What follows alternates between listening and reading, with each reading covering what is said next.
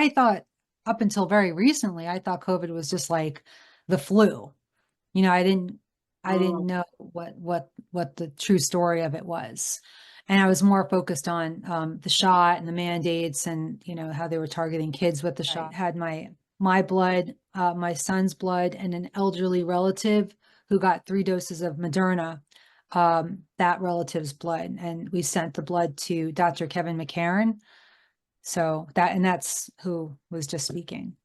And he's the only doctor, to my knowledge. I know you've interviewed him twice on Health Alliance Australia. So the reason I'm here, you know, talking about my private medical information, which I'd rather not, but it's just very important for people to know that there's no difference between people's and it looks like there's no difference between vaccinated and unvaccinated blood. It's really hard for people to get their heads around this, you know, that COVID-19 SARS-CoV-2 was actually a bioweapon. And actually, you know, Robert F. Kennedy, who incidentally supported my campaign, he came to a fundraiser in 2020. Um, he spoke about how it was a bioweapon. It attacks your body where you're most vulnerable. yeah. So it's like in some ways it's the most horrific and brilliant bioweapon you can imagine, because the COVID-19 SARS-CoV-2, a lot of people just were like, oh, it's the flu, oh, it's fake. And I kind of thought that too. It's just, this is why I'm doing the video, to kind of correct myself. It's such a diabolical, clever, evil thing.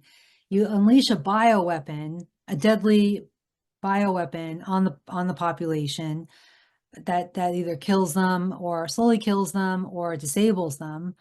And and then they go to the hospital, and then the deadly protocols in the hospitals were paid to institute these deadly protocols, you know, the remdesivir, the do not resuscitate orders, the intubations.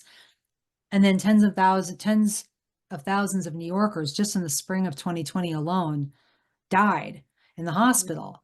And so that just distracted anyone from like asking questions about what they actually went into the hospital for the first place. They did not go into the emergency room because they were hallucinating. Something happened to them.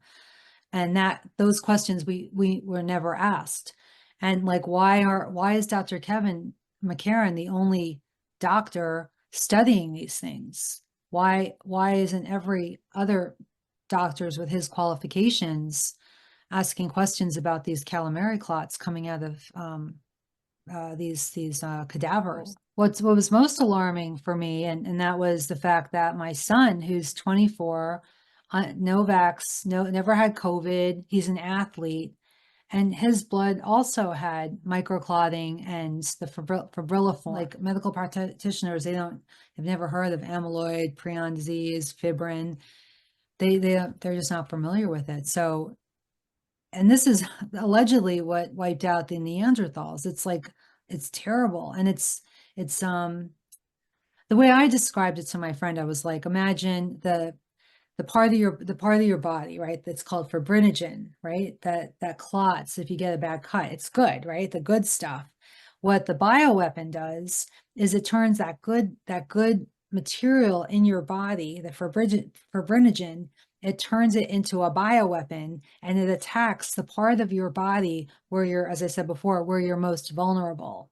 So in my case, it was my lymphatic system. I hope, you know, that people don't look at this as a negative, but just understand this is a problem and not respond in fear, but just try to, you know, spread the word. If you know powerful people in position, you know, who run scientific labs, chances are their kids are like my son and have this material in their blood, and it's going to shorten their lives. And so we're all in this together. So I hope the right people see this interview and do, you know, help all of us.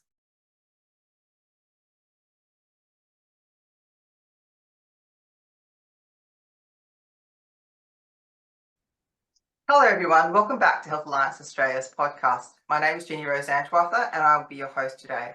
Health Alliance Australia is a leading health advocacy dedicated to honouring bodily autonomy and well-informed health choices.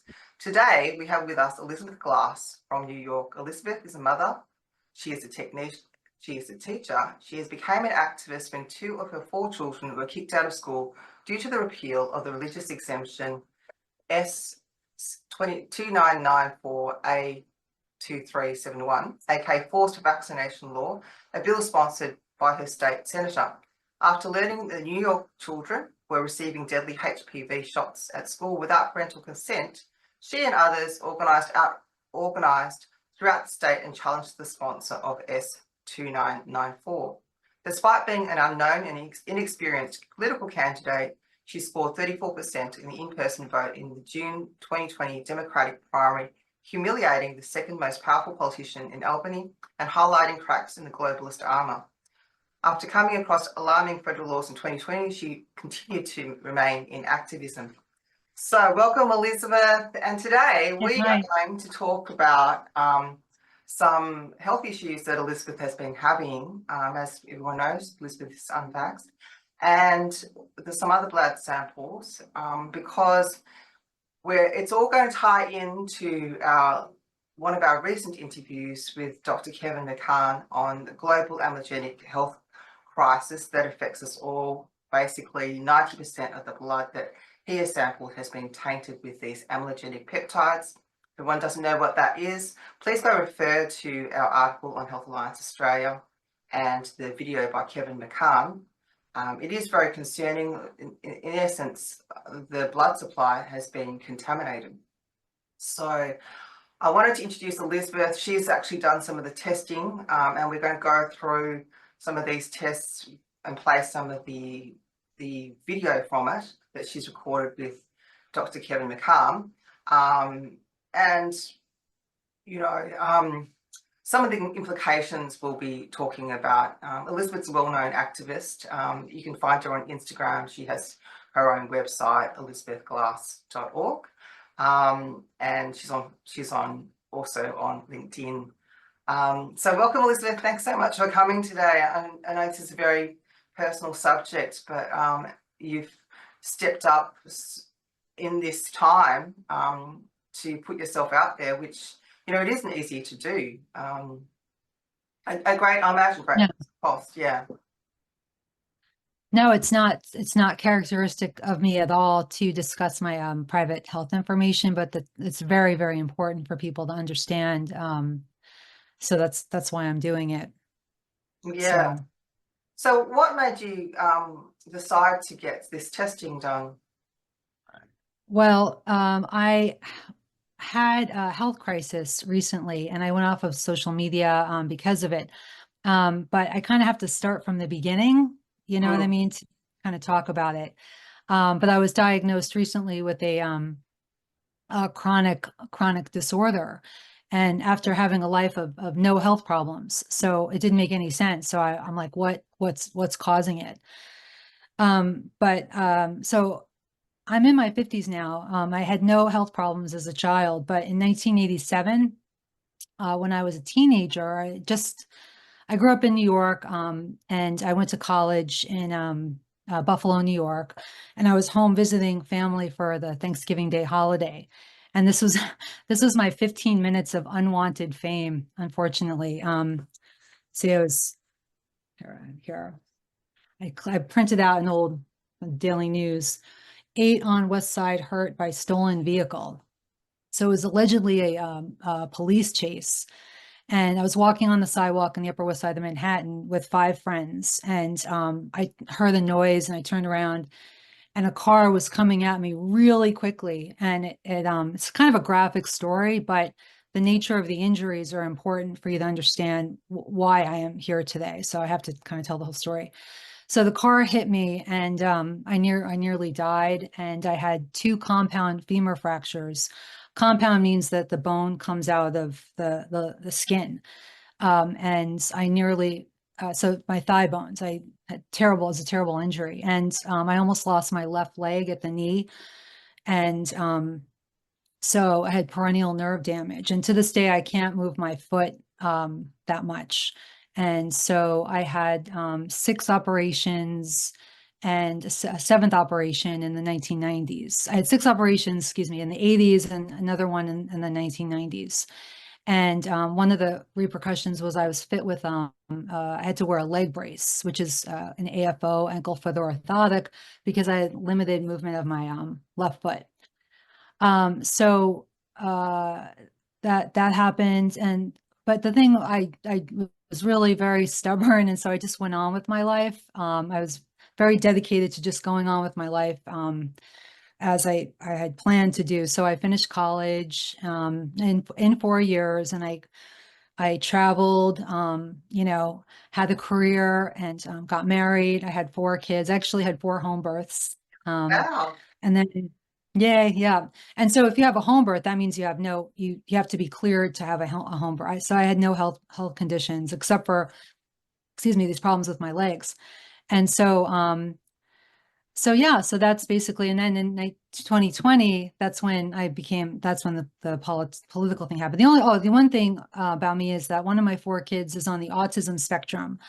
And when he was diagnosed as a toddler, about a little over 20 years ago, I was really very dedicated to helping him as much as possible. So I studied the etiology of autism, because I felt like there's no way I could have helped him unless I could understand why he was experiencing the symptoms he was experiencing, finding the root cause. So that's a lot of information. I'm trying to, Yeah, um, and you've been within the sort of health medical freedom sphere for a number of years now, and so you're also quite well known. right. And we're all affected by this toxic soup of whatever they've injected, put in through the bioweapons programs, and all of that. So what I thought I'd do is I play the first tape of your um, your analysis with Kevin, and then we could talk about what symptoms you've got and your reaction to what he said, and how that's changed, say, your how you're going to go forward with things. Okay. Um, the problem I often have is just people who are. It has to be just a vaccine that causes problems, right? And mm, I don't see that. Sorry, when I look at these slides, and I say you've. I mean, if this is how the fibrillar, like I say, it's not definitive diagnosis, but there's a second one. Again, it's in the blood. It's not sitting on it. Compared to like other people's that you've looked at, how bad is it? Moderate. That? I've seen way worse, but it's the signal is there that I would Yeah. say you should be looking to mitigate as much as possible, right? Particularly if you're trying to stick around for the long haul. Yeah.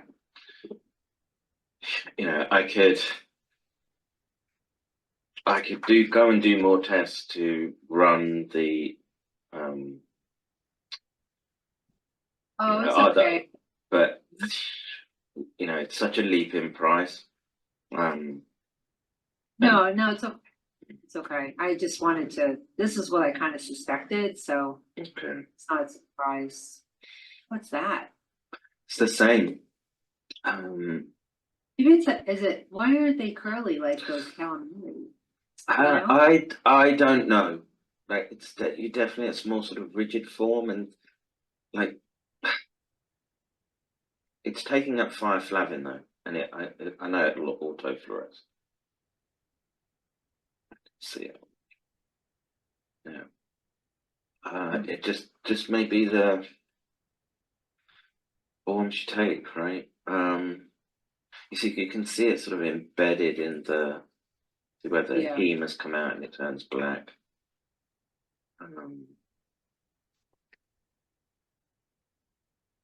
It's tough one for me to say. There's definitely something there, but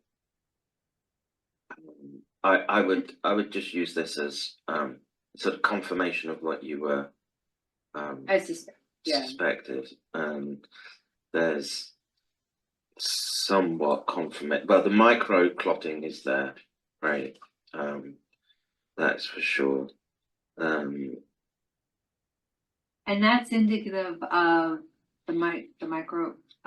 So that could come from lots of different sources, but if there is a amyloid type cascade going on, there's always seeds being generated.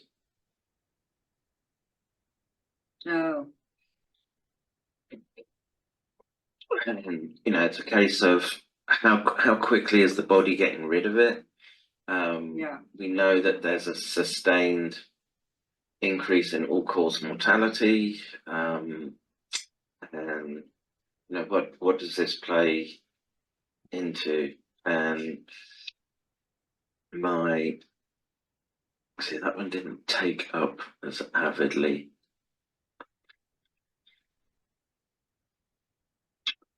Just sit and watch it for a second. I mean, it's definitely picked up a bit. Well, But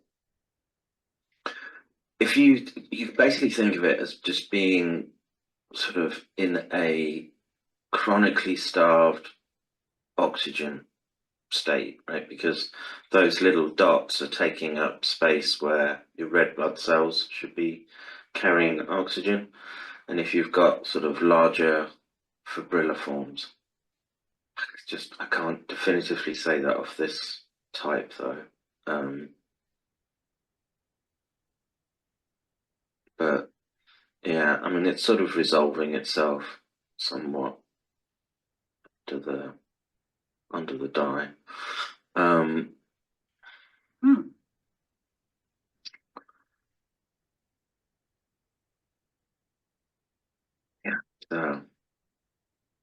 Yeah, I would just say, out of abundance of caution, the therapies that I've said to you, I would look into. And no, I've got one.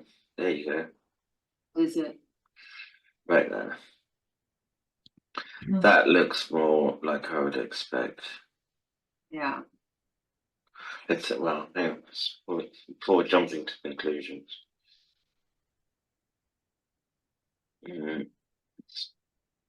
Strong.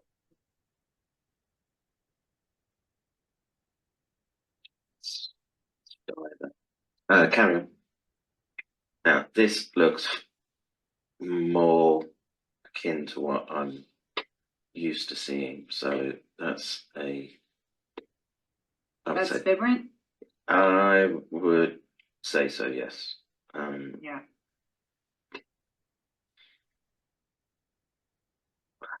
Sorry, I didn't actually capture that image. Right, I mean, it was faint, but I could see it on the background. But yeah, that's closer to. I feel more confident in what it is that we're seeing here. It giving you the symptoms that you do. Yeah.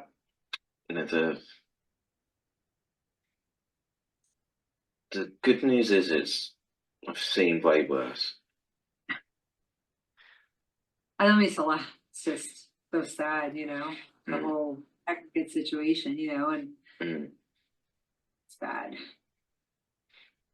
Yeah, so usually I have 2 samples I can get pretty, and you've got moderate background microclotting and a few fibrilliforms, couple, and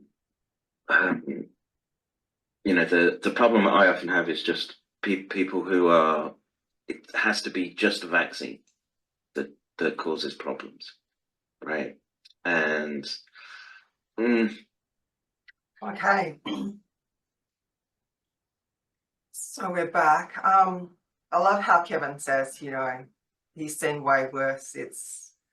And as I think I'm not sure if most of the audience knows, but I too got hit by this bioweapon as well, and my heart function went down to 15% in May 2022. So to me, it's not surprising when I see it, in both around Right. both in vaxxed and unvaxxed people. Doesn't make a difference what's going on out there. So for you, I thought you were going to talk about your symptoms and what exactly is it? I've noticed that on the news as we were talking, what was the White House trolling you by Trump also having very similar symptoms of what you've got? Right. 3 days before we were doing this interview, it was announced that President Trump had swollen legs. And I'm like, oh, wow, he's copying me. I should invite him to my physical therapy sessions.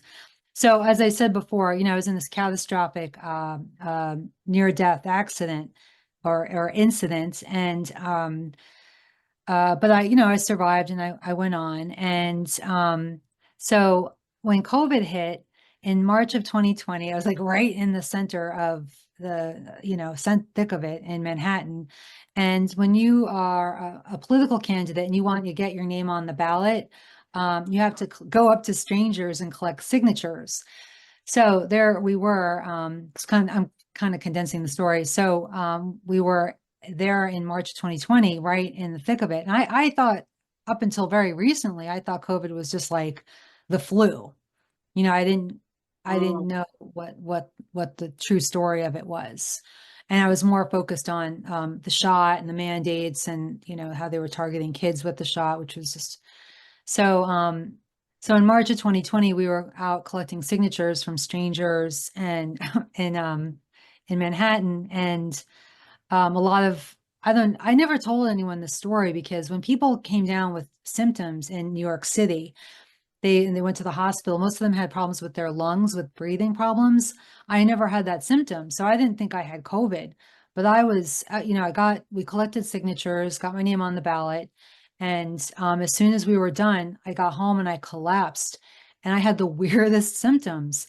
For 2 weeks, I was in absolute agony because the places where I had surgery on my legs, it felt like they were on fire. And it was the weirdest thing. It felt like something was attacking my where I had the surgery. But I recovered, and from that point on, I became, I stayed on social media, I became an activist, and yeah. And so fast forward to where I'm at now.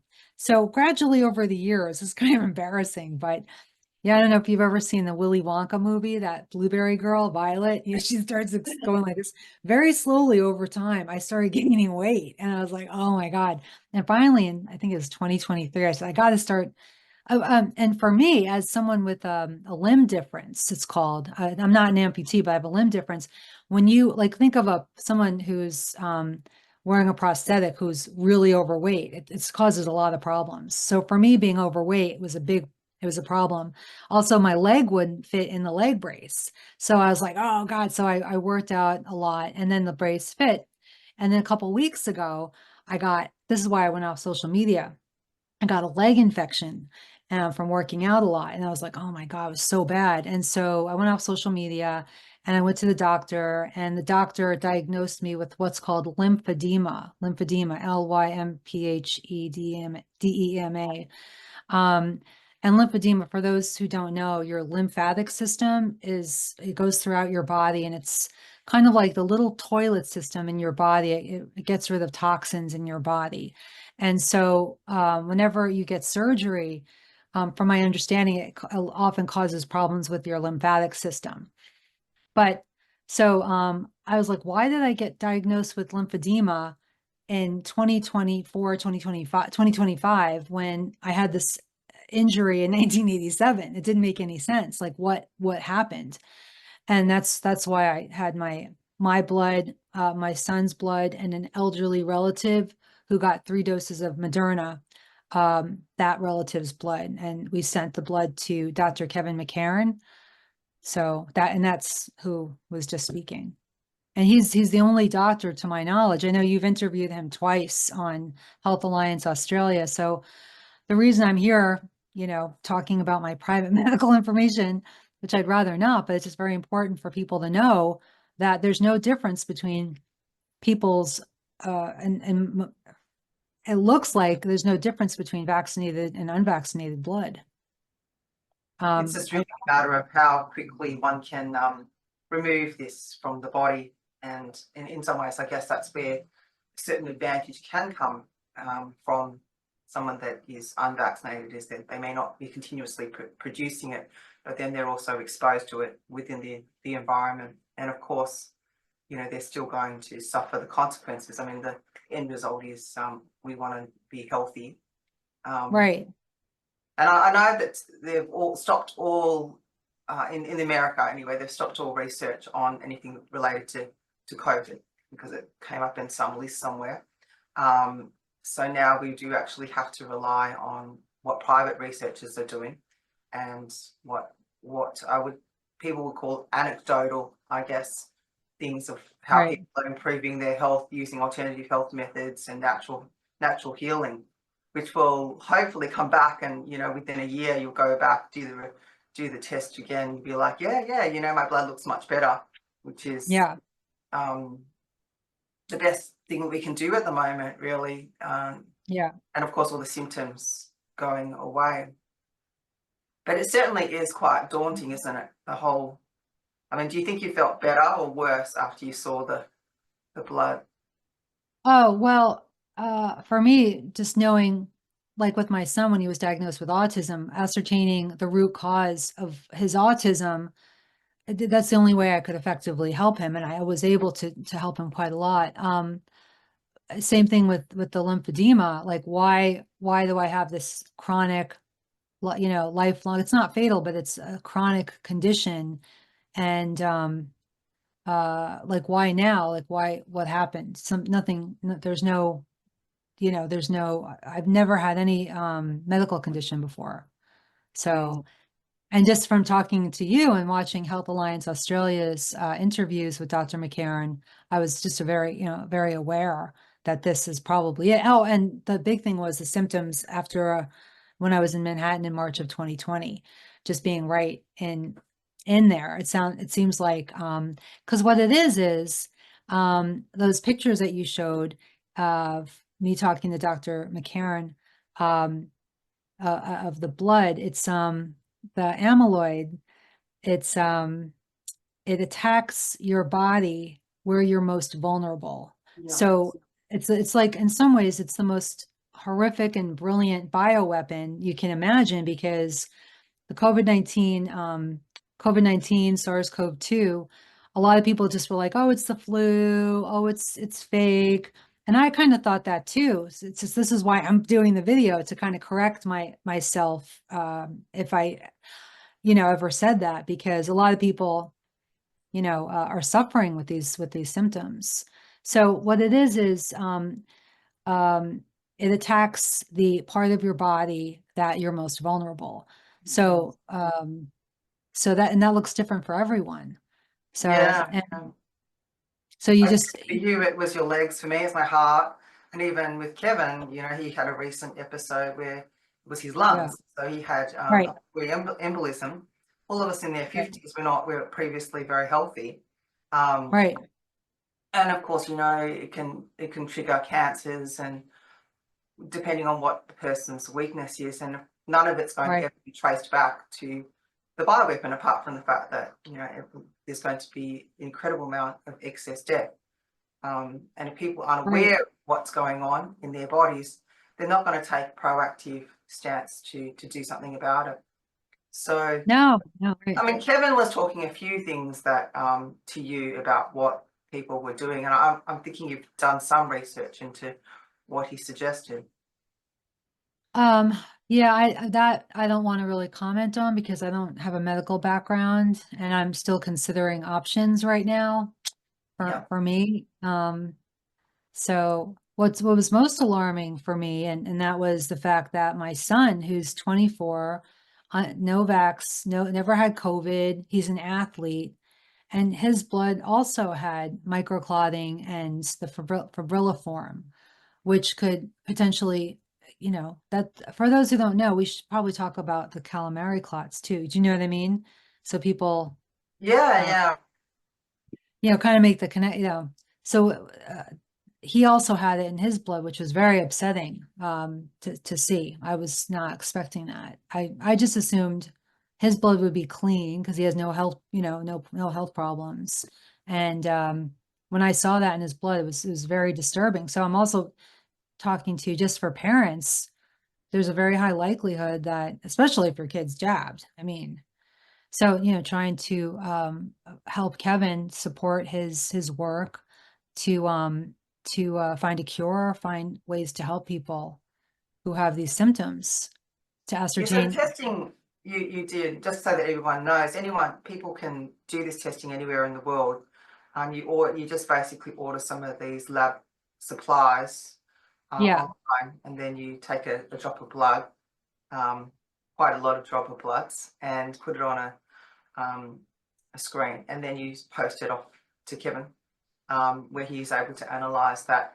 So it is actually free to send the samples, but if you actually want the report done with Kevin, it's, I think currently at the moment, $150, which is extremely good value for what you're going to get back. And of course, if you have a doctor currently in your care, you can supply that information to them, Right.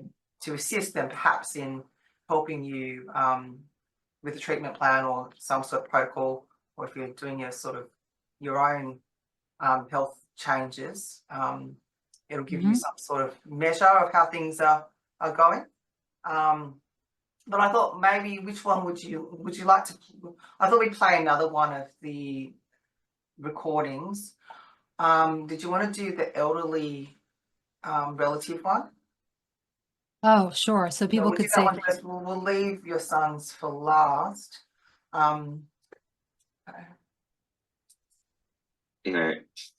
Elderly.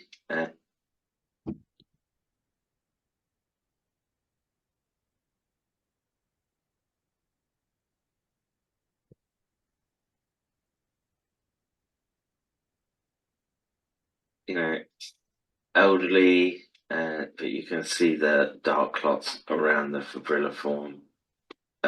That's classic.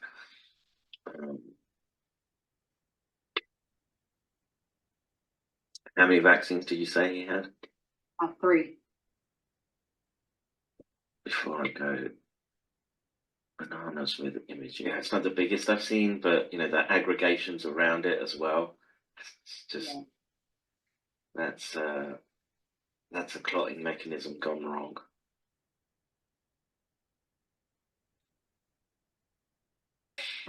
Okay, so good longevity genes. Yeah. All jabbed. No one alive on Earth has clean blood anymore. So crazy. Yeah, I think Nobody knows. yeah, I mean, unless you can get really clean historical samples, but I think we just blew past that. It was so well executed. Yeah. Right? The way they managed to just get the whole world just to move in sync the way they did, and basically expose themselves to these agents. It's mind blowing to me, and I don't expect any sort of large trials or people being going to be held to account. Elderly, but you can see the dark clots. Okay. So, what did Kevin give this as a score? He was giving everything out of a score of 10 or something. out of 10, yeah, my elderly jabbed relative got a 7 or 8. And you So got 5. wow. So yeah, it's so I know it's really hard for people to get their heads around this, that COVID-19 SARS-CoV-2 was actually a bioweapon. And actually, Robert F. Kennedy, who incidentally supported my campaign, he came to a fundraiser in 2020. He spoke about how it was a bioweapon. And the thing with a weapon is it's like it's an act of war. And so if you're in a war, like who is behind it? And so for me, getting back to the root cause of something, as humanity is in trouble if we don't ascertain who is doing this. So I did a Substack article. Maybe when you post this, we could put in the comments a link to the Substack. Not just to, in my opinion, the people who would do this would not have done it without an antidote or a cure of some kind.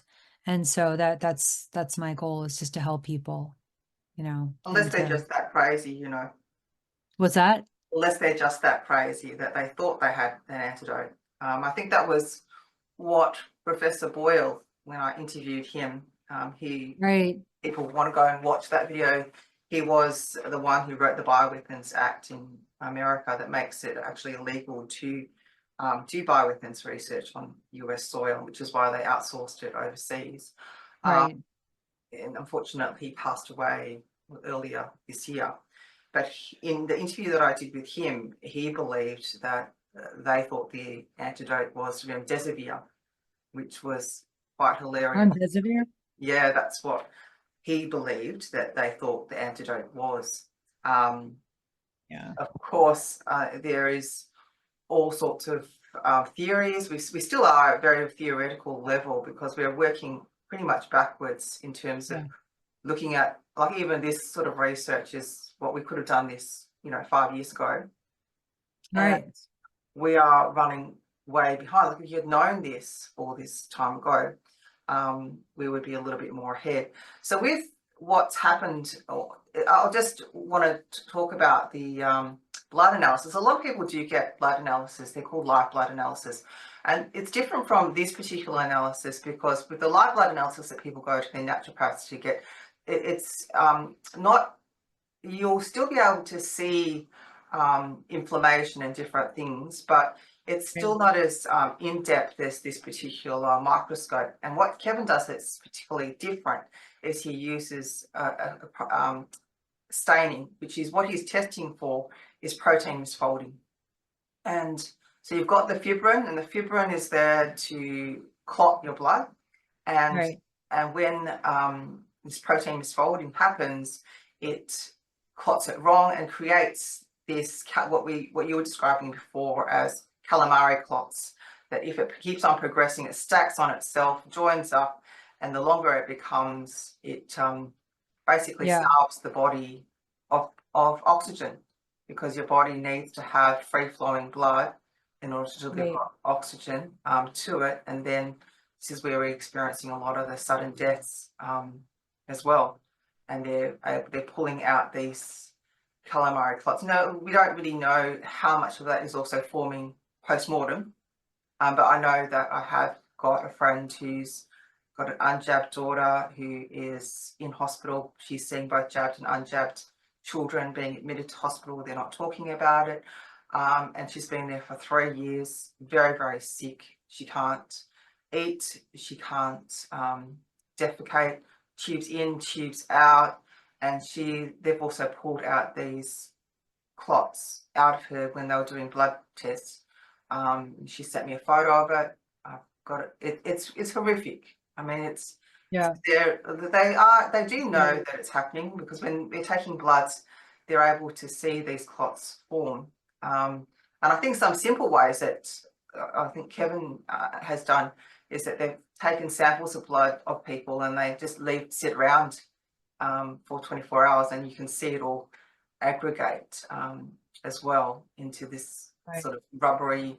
It's almost a bit like kombucha, like have you ever grown kombucha? Like it's a bit like growing inside people, and it's about breaking it down. I think there's a lot of the stuff that's been going online has been talking about spike protein, about spike detoxes and all of that. But this isn't really, they don't really address the issue. The issue is because once it goes into the body, it's really about getting the body's immune system to such a degree that it is actually removing the seeds of this amyloidogenic peptide, because the seeds are actually different from the spike protein.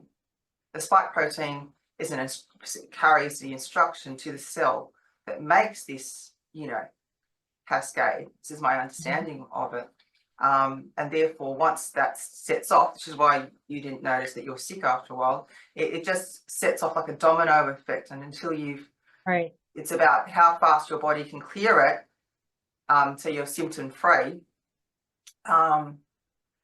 If it doesn't clear it, like as fast as it's being produced, then you'll start getting ill. You'll get sick. Right. Right. And I think what's particularly disturbing is that if your son, who's quite active and fit, has also got this evidence in his blood, and he's got no symptoms at the moment, has he? No. No, it was the shock of my life to see Kevin going through my son's blood. And I feel like I'm sparing parents from having to look, because it's a very upsetting thing. I wasn't prepared for it, to see that in my young son's blood. He's a young adult, so He's yeah, only in we his can, 20s, yeah? He's only in his 20s. yeah, early Yeah. 20s. So that was absolutely shocking. And he wasn't in Manhattan. I don't want to give away too many details, but he was not collecting signatures with me in Manhattan. My kids were out of the city during all of that. So yeah, so it's just because, as you know, I've learned from you, the prion disease and the amyloids is it's misfolding protein, and it's something that I mentioned. I was at an event recently, and there was a very well-known successful naturopathic doctor, chiropractor, and I mentioned these words, vocabulary, to him. He's never heard of this. Do you know what I mean? Like, medical practitioners, have never heard of amyloid, prion disease, fibrin. They're just not familiar with it. So, and this is allegedly what wiped out the Neanderthals. It's like, it's terrible. And it's the way I described it to my friend, I was like, imagine the part of your body, right, that's called fibrinogen, right, that clots if you get a bad cut. It's good, right, the good stuff. What the bioweapon does is it turns that good material in your body, the fibrinogen, it turns it into a bioweapon, and it attacks the part of your body where you're, as I said before, where you're most vulnerable. So in my case, it was my lymphatic system. In my elderly, I don't want to talk about that, but my elderly relative's case, there were two medical conditions that got a lot worse after the 3 doses of Moderna. So so that's how, and just speaking in layman's terms, how to describe what this is, what the bioweapon looks like. And like, no one's talking about it. When you brought it up to me, I was like, what is she talking about? You know, I knew about shedding, and this is not exactly shedding, is it? It's something completely different. I It's think we're using the language that we're choosing to use in Right. all of this. For example, the Truth Freedom movement is still stuck on, vax injury. Now, what's vax injury? Yeah. Like, it's not a vax. Whatever you want to define vaccines as, it's a bioweapon, right? Right. And as Kevin said, it's a mass casualty event. Or rather than we use the word, even if we want to go down to the word pandemic, we're choosing to use words in a way that minimizes the horror of actually what's happened. Yeah. And for myself, I came into knowledge of it because when my heart function was at 15%, they actually wanted to test me for cardiac amyloidosis. So that's the first time I heard of the word amyloidosis. And of course, I researched it, and it was protein misfolding. And that's when I was, you have the right keyword, and you can go in and you can start researching. And then that's how I found Dr. Kevin McCall and started reading about that. Because if you don't have the right words and the right terminology, people keep talking about shedding. And I think some of that too is to avoid the algorithm penalties. Like we so much of this internet, and even this interview, people got to really work hard at emailing it to people, sharing it to people personally, because so much of the algorithm is stacked against us. here. We're literally, as Professor Sprouts as well said, we are actually in the fight of our lives right now. And he really was fighting for humanity. He was also, you know, very big supporter of Palestine and what's happened over there, which and it goes into a Substack. People, I encourage people to check it out. It's all connected. A lot of the world events, everything, it's all connected together. And to try and separate all of these parts, not to see the whole of what's actually going on, and why Kevin talks about it as a bioweapons program. It's part of a war that we're all in. We're in World War III. It's just that most of humanity just doesn't know it yet. I mean, it's the most insidious thing that they've still got people fighting over, you know, lawsuits and vaxxed and non-vaxxed, and then they choose the next level of division that they can choose. So, you know, it's Russia versus Ukraine, or Palestine versus Israel, or then there's now immigrants versus citizens. And it keeps people distracted, all the while a lot of humanity has been infected with this bioweapon, and it's pretty horrific. Yeah, and it's attacking people covertly, and places where, like in New York, people just, I mean, it's such a diabolical, clever, evil thing. You unleash a bioweapon, a deadly bioweapon on the population that either kills them or slowly kills them or disables them, and then they go to the hospital, and then the deadly protocols in the hospitals were paid to institute these deadly protocols, you know, the remdesivir, the do not resuscitate orders, the intubations, and then tens of thousands of New Yorkers just in the spring of 2020 alone died in the hospital. And so that just distracted anyone from like asking questions about what they actually went into the hospital for the first place. They did not go into the emergency room because they were hallucinating. Something happened to them. And those questions we were never asked. And like, why is Dr. Kevin McCarran the only doctor studying these things? Why isn't every other doctors with his qualifications asking questions about these calamari clots coming out of these cadavers? And then we have these other narratives, don't we, like 5G and nanotechnology. And of course, who knows, you know, they could just throw in the whole lot in there. But what we're actually seeing here is a process that we can actually analyze under the microscope, that we've, you know, we can say this is scientifically proven to be amyloidogenic fibrin. Whereas they haven't proven, and established that it is nanotech. Why would you use nanotech when you can actually turn a bioweapon on that people are infecting other people? It's a very low cost method, because once you've introduced it into the population, it spreads. Yeah. So if you were some evil overlord, which would you choose? Would you choose an expensive method where you've got to continually saturate the population? Or would you choose an easier method, or maybe a combination of all of them? Throw in some radiation to weaken the immune system. But of course, you know, people were still getting sick in the country where there wasn't 5G or any of those things.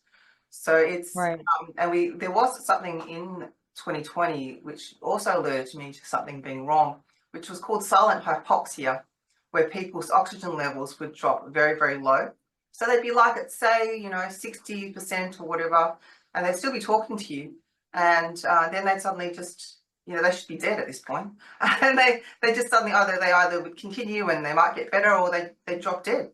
And this had never really been witnessed before. Another keyword term that was highly suppressed, and I noticed that after we put out the interview with Dr. Kevin McCarran, it was picked up by a number of the big names, you know, around, and they basically gave it 15 seconds of news. And then they moved back and went back to the original programming, which was the whole, yes, it's vaxxed versus unvaxxed argument, and feeding that beast, because people still want to believe that they're safe, right? but it's like digging their heads in the sand. Both of us are social activists, and we also know that, you know, we don't have to worry about our followers continuing to follow us because we're independent, you know, of selling all sorts of different things. And other things that they've done is they've sold a lot of supplements to people that may not actually make things better, but actually make things worse, which we did another interview with Dr. Was it Garrett Smith? I'm not sure if he's a doctor or not, a naturopath. And Great interview. that's how we met originally, yeah. So he talks about we called it the poisoning of the truth freedom movement. And again, they've got the whole, you know, media empire all stitched up, you know, on Yeah. so many ends. And this is what I think you've taught me a lot, is that, yeah, they control both sides. There's a narrative and there's a counter narrative. Yes. Yeah, that's the way it is. I saw that in politics. I was so naive about politics before I ran for office. I didn't know what I know now, but yeah, they control both sides, the Democrats and Republicans. They work together to effectuate the same goals. So it's the same thing with the anti-vax doctors and the pro-vax. Obviously, the pro-vaccine doctors are, you know, standard medical, but then the anti-vax doctors. I'm actually writing a short book about this topic. Oh, okay. But about the anti-vax doctors, a couple of doctors in particular. So, yeah, they're definitely, in my opinion, put in place by the same people at the top who appear to execute the agenda in its Yeah, and if entirety. people want to go, they can go to Rumble and just put in Elizabeth Glass, and up will pop the interview, the video that you've produced on that. Do you want to share that, or should we edit this out, edit that bit out? Well, that's a tricky one, Jeannie, because, you know, that's we can add it. I mean, I'm doing the explanation for it in the of the video. That, you know, I did the video, but it went too fast. People who are even cognizant of a lot of these issues, the video went so fast. So I did not just the transcript, but an explanation. So if Yeah. there is a topic that someone just would have no idea about, you know, they're intelligent, they're knowledgeable, but they just never heard that word before, I explain the word.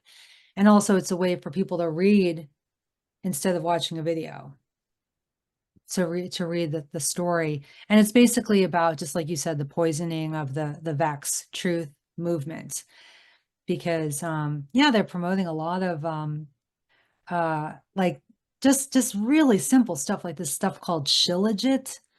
A lot of social media influencers are promoting that. They don't have medical degrees, and so I'm really good at researching ingredients for a given product or whatever, and it's literally feces. It's feces and sewerage.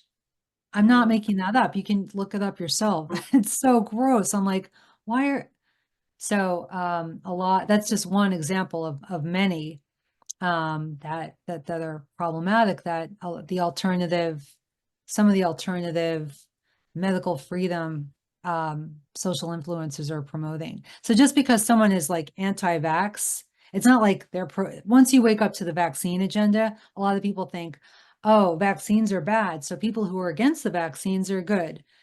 That is, you know, not exactly, that's not always true. Yeah, You know, I give it a name. I call it the alternative pharmaceutical movement. Essentially, they've yeah, made a lot of killing out of yeah, alternative medicine, and where people have to be very, they have to educate themselves on health and understand how their bodies work. And yeah, it doesn't have to be expensive.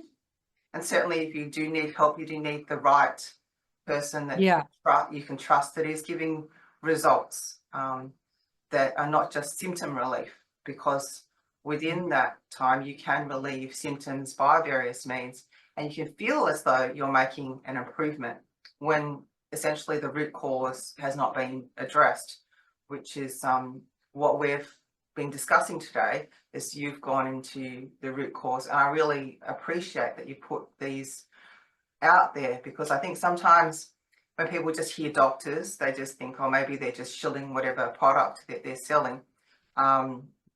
Kevin's been in this, war right from the start, and he's got a certain approach to it, where we've also on Health Alliance Australia put a lot of other interviews up with other alternative, and they've all got different approaches to how they are dealing with illness, which I hope will give people a full understanding of what is involved. It is a holistic approach. I don't think that any one protocol is going to solve the puzzle here, because we're talking about a bioweapon. You want to throw everything at it, sleep, all the lifestyle choices. We all know what they are.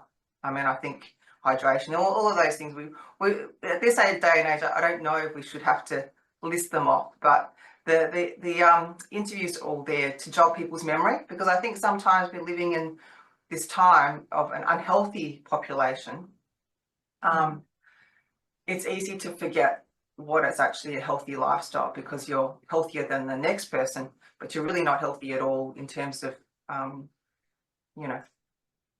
the whole big picture of where health used to be before we before. So what I thought I'd just play the last one. I know this is going to be a hard one, so that people will see that yes, it's to protect your children.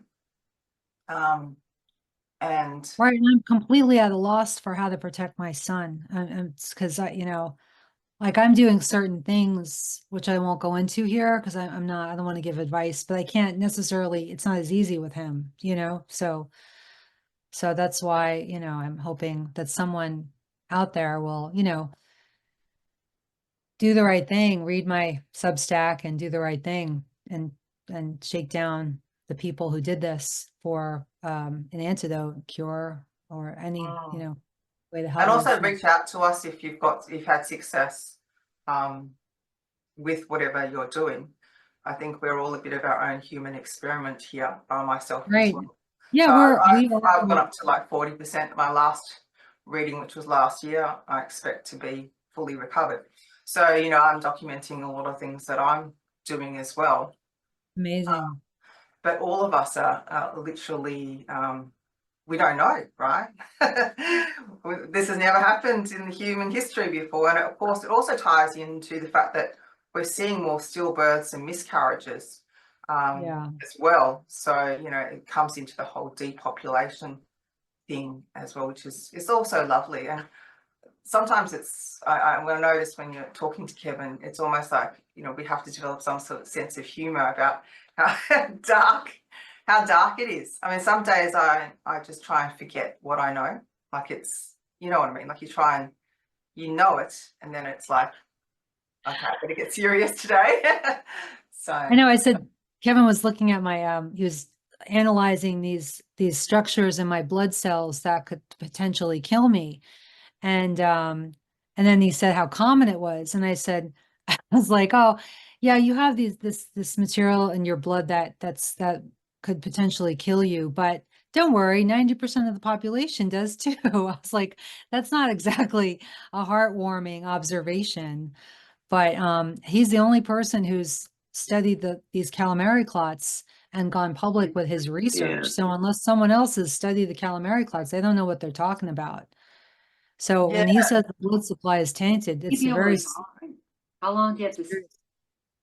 Sorry, I just accidentally That's okay. started the video. I don't think we've actually touched on what those calamari clots for those people who haven't heard about it, but I think you did some research on it as well about how the embalmers have been finding it in the deceased. Yes.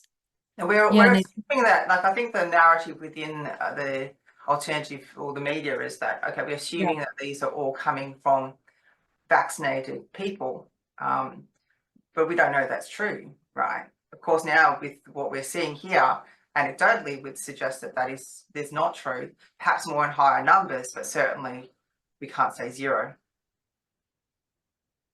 Yeah, and it's just unknown. Just so they are finding calamari clots in cadavers, but was the person vaccinated or are they not vaccinated? Plus the fact these are only the cadavers who got embalmed. Many people die and they don't get embalmed. So there's, you know, there's so many people, like all this evidence is just going to the cemetery or the crematorium, and we just don't know. So that's why the analysis and observations of the embalmers are so critical to understanding what is happening to people. So, and also obviously the research Kevin McCarran is doing. So, and as we've said before, he's completely community funded. So if anyone, even if they don't want to get their blood sample, they can still support him. And Health Alliance Australia too is such amazing videos. I mean, I've seen so many websites with different videos, and yours are definitely the best in my opinion. Oh, Excellent thanks. content. Yeah, while we're just on that topic of bloods, none of the blood is being tested in the blood supply. So if people want to avoid blood transfusions, there is a thing called Cell Saver. If you're preparing for an operation, just ask your medical doctor for alternatives. Ideally, find an alternative to getting any surgery or bloods in the first place. Yeah, there's people, yeah, they're not testing for these problems when they take blood samples. I mean, like if 90% of the blood that has been sent to Kevin, and obviously most of those people have got some issue that they're sending, was possibly going to be higher than the average within the population. We don't know because it's not being tested. They certainly can test it. Like when you think about how many people are giving up blood for, blood tests. If they were to grab samples, they would have a percentage of known of what we're looking at in terms of health crisis. But of course, if you don't look, you don't see, there's no problem. And we can keep talking about antibodies and all these other things that don't actually count. So anyway, I was going to put this on, share this.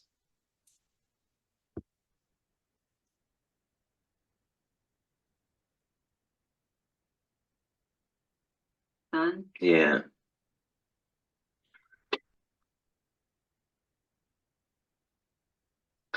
Would he be able to tolerate?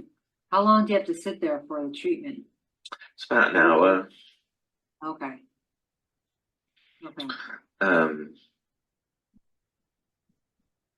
Yeah, I don't know.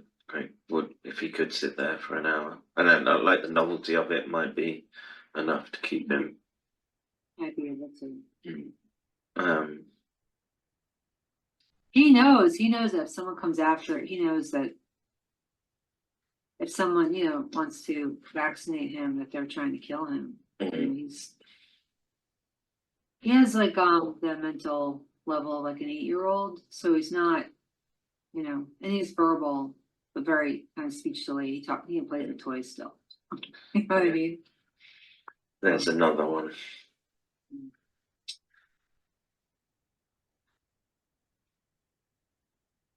Big one. That's my son? Yeah.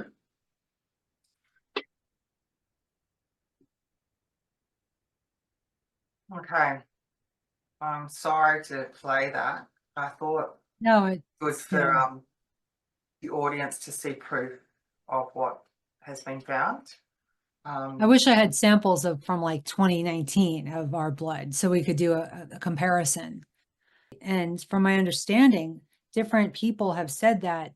I've seen analysis studies that they're introducing mRNA into other kinds of shots. Like that's why they're not pushing the COVID vaccine as much, because in my opinion, the bad guys are putting it in other shots, and they're not hiding it at all. We're living in this like total, it's like this Twilight Zone reality where they think it's great. They think this great technology, the mRNA, we're going to use it in other vaccines to really do good. But for them, it's like an inverted thing, because for them, doing good is the opposite. Do you know what I mean? So yeah, it's a zombie apocalypse that I feel like we've finally hit. I think, you know, when you look at some of the research out there, that it also affects the brain. This, you know, Right, right. whatever affects people's empathy, it affects people's critical thinking. And so what we're also seeing on top of the psychological abuse that we've all suffered and the trauma, where we want to live in a hyper normal reality because it's a way to protect ourselves from Right. how dark things are. We are actually also seeing mind control being used on a population in a large level. So it's so hard. I mean, I did an interview too with I don't know if you've seen it, with Professor James Giardino, and he actually worked for DARPA, and it was all about mind control and what the mind control technology was out there. In that interview, put the two together. If you put the virus together with you know, radiation, 5G, and all of that, you can see how it's possible to use to inject something into people, or to have something shed into people, and then hijacks their brain, and therefore you can use all sorts of wireless technology to implant thoughts into people. And it's also why we're seeing very high rates of car accidents, you know, the that industry of wrecking and tow Right. trucks has never been busier. I've already had 2 cars written off in the last few years, people smashing in the back. It's like, seriously, I think we are, as you said, we're living in this twilight zone, and I don't think this video will get very many views. We'll be lucky. Let's see what happens. But because we're so censored as well, like those people who see it, you're very lucky to actually fall into this information that we're giving you, because it is actually a gift, because the rest of the world is still so distracted with whatever they're putting out there, that meanwhile Yeah. they're still, you know, reading their 1,000,001 substacks that are going to be completely useless to actually helping them survive. You know, this Right. is, we're at the end game now. The most important thing is survival for all of us, to really batten down the hatches and consider our own health as a priority. Where I'm very solutions oriented, so that's why I'm not really so much interested in this video being seen by many people, but I'm interested in it being seen by the right influential people who can do something about it, Yeah, because the you know, the right medical professionals, or those in a position to do something about it, because it's a problem. People are just not aware of it at all. And then there's so many other things going on. And this is like a big thing that they do not want people to know about at all, that COVID-19, the thing is like, if you're going to execute an act of horrendous evil, an ancient maxim of law is that they have to warn you beforehand that that's what they're going to do. And so that's what they did. They really did warn people. It wasn't a naturally occurring phenomenon, that it was, you know, a bioweapon. How it was, you know, how that mechanism of that is unknown. All of it's unknown, but you know, at the end of the day, there are these people dying, and that's the other problem, is like all these systems are controlled, so there's no autopsies being done. Like when I was young, someone young died without explanation.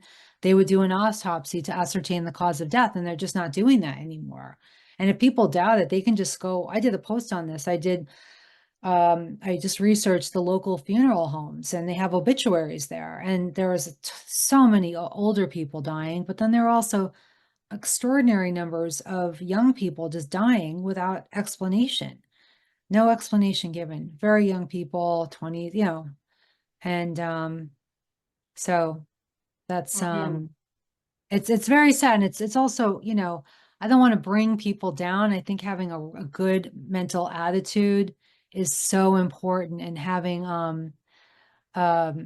not having a fear-based response either is so important. I don't want people to respond in fear, but this is very important for the future of our species. Like, that's the most Mm. important video in that I think respect. one of Not so much, the not so much this video, what you talk, your interviews with Kevin. That's Mm. what I really want people to look at, and so they can understand what's going, you know, what the problem is. And also, one of the first interviews I actually did was with Dr. Richard Fleming, and he actually has a book too about it as a bioweapon. But if people go to his website, Fleming Method, you'll go and see the videos. It actually has a lot of detail about what the bioweapon is. If anyone is still in any doubt as to whether, I think that the arguments that people like to give out is that it's never been isolated, viruses aren't real, and you know these things have been seeded within the community now. But he is actually very positive in that interview about how it can be overcome. It's just that I don't think a lot of people are going to like the solution because it involves a whole of life change, including, so he advocates for a plant-based diet, whole foods, no oils. That's I think that's his book, Stop Inflammation Now, which was the book I originally used to heal from cardiomyopathy in 2011. So when I was diagnosed in 2022 at 15%, most people would react quite horrifically because literally it's almost heart transplant. If I'd gone down any further, it's death. that's how it is.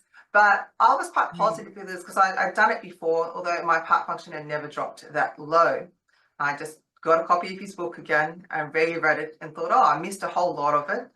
And he had actually reached out to me, I think it was about 2018, somewhere around there. He'd found a website that I run, which was My Heart Sisters, which was dedicated to women for postpartum cardiomyopathy. He'd found my story, that I'd used his book, and he wrote to me. So I actually had his email, which is how I managed to contact him to do that particular interview. So he's also got a lot of good information. He's very positive on it. I think it's when you actually look at the totality of the whole situation where people are eating a lot of processed food, you can't, there is no,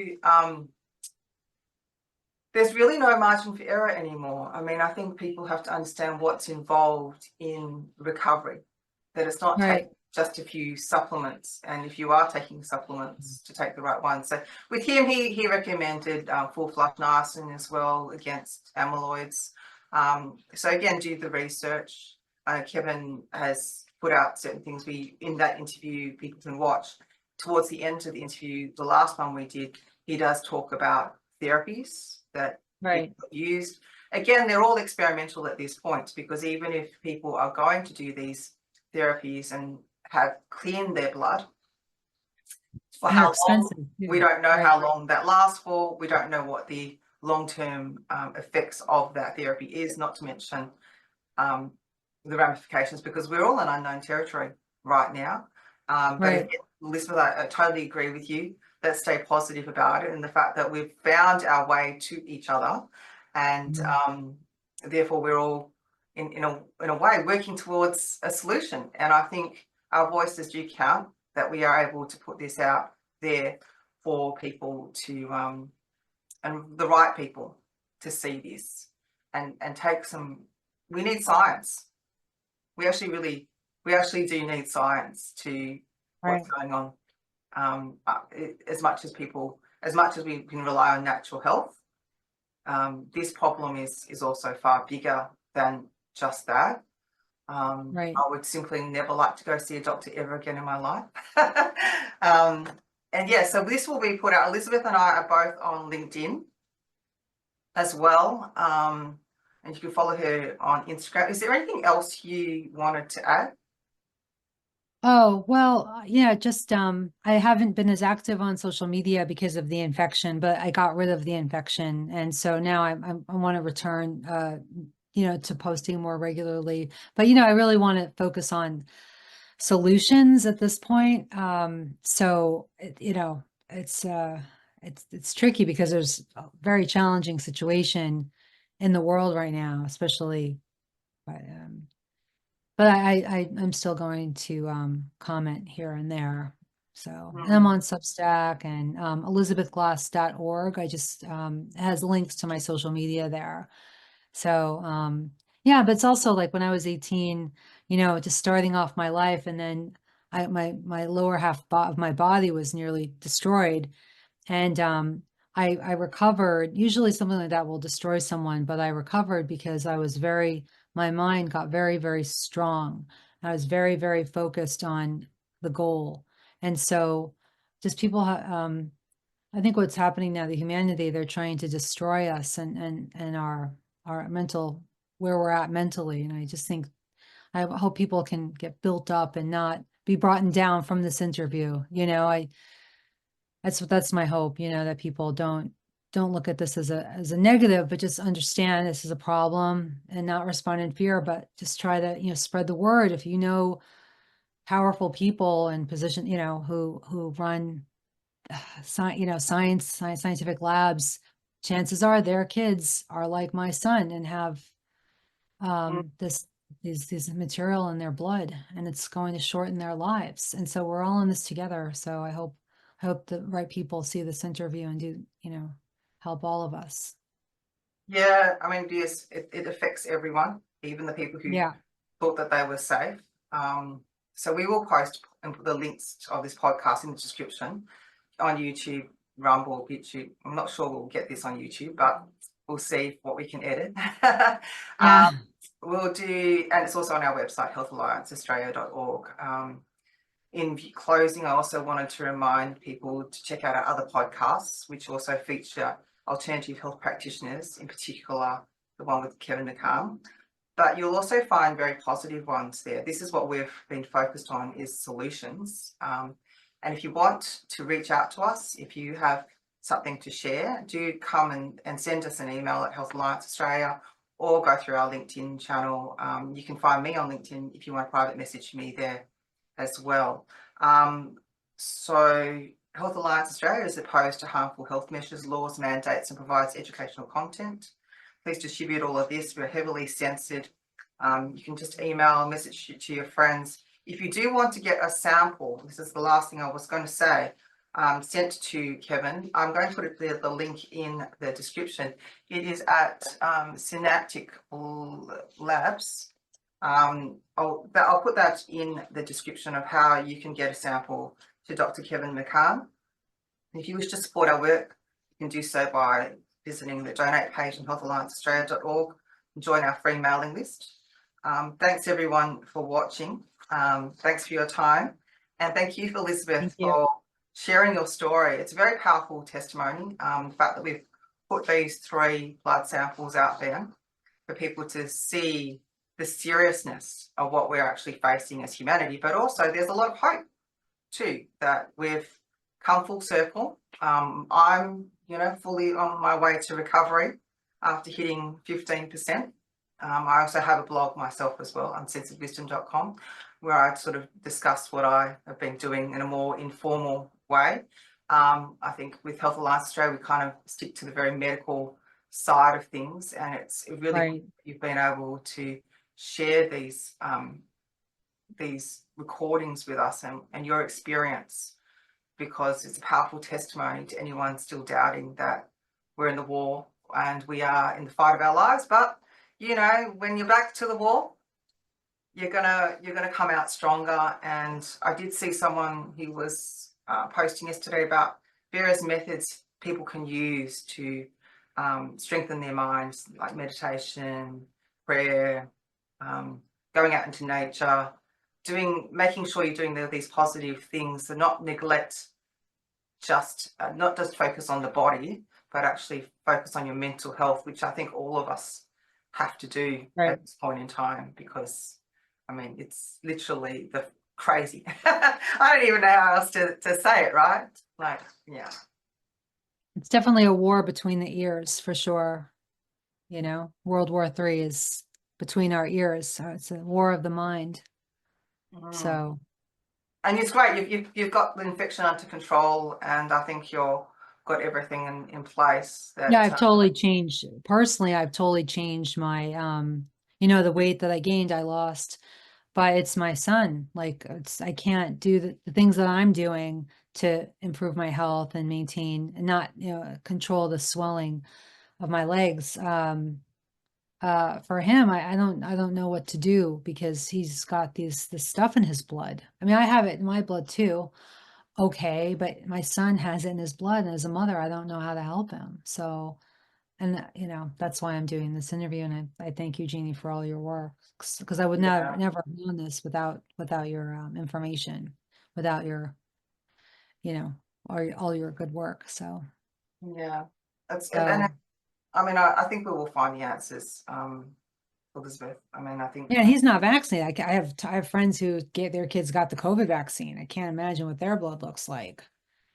Yeah, So and I think it's particularly challenging because he has autism, and certain foods that they don't like to eat and certain habits that they've already established. It's certainly a lot easier when the children are younger and you just say eat this, or do this, and you can just yeah, do whatever you want to do with the child. But when they hit their 20s, or older in their teens, it's yeah, a whole different ball game. I think all of us are.